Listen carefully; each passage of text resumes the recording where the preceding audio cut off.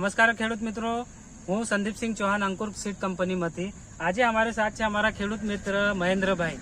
મહેન્દ્રભાઈ, તમારો આખો પરિચય આપો.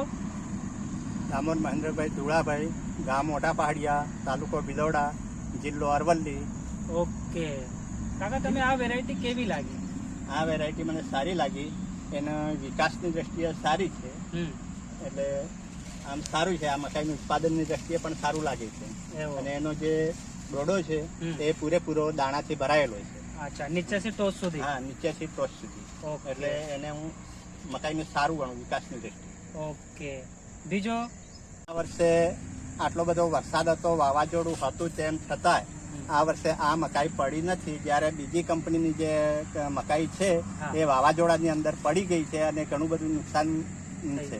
પણ આ જે અંકુર કંપનીની જે મકાઈ છે એ સારામાં સારી છે. આજ સુધી મારે પડી નથી અને એને વિકાસની દ્રષ્ટિએ સારી છે.